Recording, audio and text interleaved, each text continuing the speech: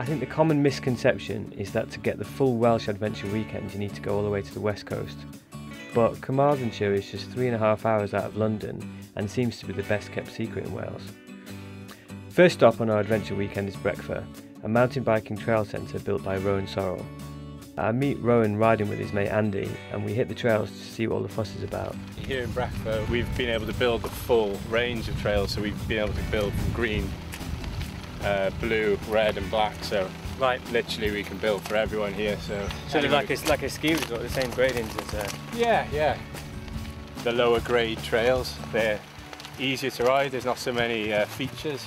So a black trail is going to be the highest level of difficulty and usually the longest trail as well. Right. But then the flip side is the green. They're nice easy trails, the climbs won't be too steep and the distance is only going to be say like 5 kilometres, so anyone can do it. And you basically have quite a consistent hard surface to ride on, but it is natural, it's the natural stone from the area.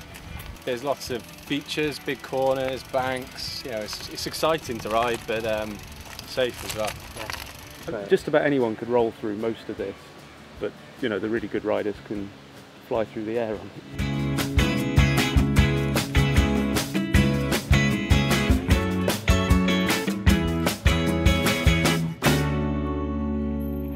I finished the day with a hike up the nearby Carmarthenshire peak. It's 749 metres above sea level and has stunning views over the whole of Carmarthenshire. It's the perfect place to catch the sun setting over the Bristol Channel. From the top, I can see most of South Wales, from Cardiff all the way through to Tenby.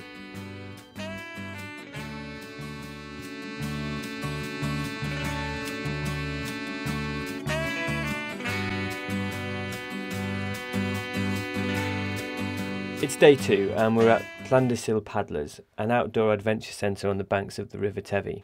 It's run by a former Welsh canoeing champ who's put together a Run the Rapids taster session, which apparently is the perfect way to experience whitewater kayaking.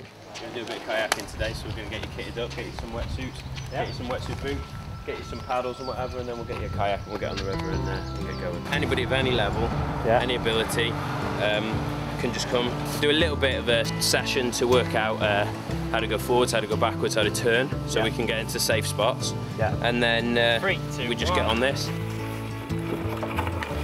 So this was like a Run the Rapids session, which is a taster of all the rapids we've got going on down the river, the movement of the water, the use of the boat and the paddle.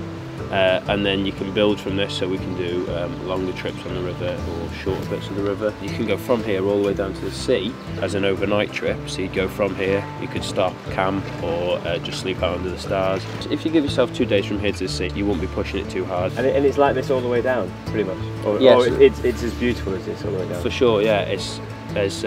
You get into gorgy bits, you open up into the countryside. In some bits you got fields and animals. Is it something that anybody can do, or? Yeah, definitely. I mean, in terms of Run the Rapids, we sort of keep that to over 10s, just for, you know. That's the taster session that we did. Yeah, that's right. That's the taster we did, the Run the Rapids session. I didn't think that be able to go down these rapids, maybe on in a raft, but on my own in a kayak.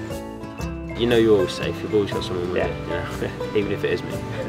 So yeah, it's pretty cool, we can do what we need to do. Probably overconfident following the river sessions, I head to Pendine Sands, an 8-mile stretch of beach where the world land speed record swapped hands throughout the 1920s.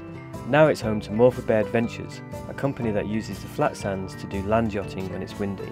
But since the wind's not blowing, we take to the water in kayaks and explore the sea cliffs and caves. Down here in Pendine, we generally stick to the water side of things, the surfing, the bodyboarding, sea kayaking. Yeah. But we can also offer land yachting on the beach when the tide's right and we've got the condition for the wind. So that's my weekend.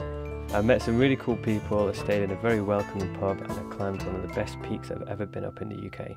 And I guess the thing I'm coming away with is that this place is as good as anywhere in the southwest, but without the crowds.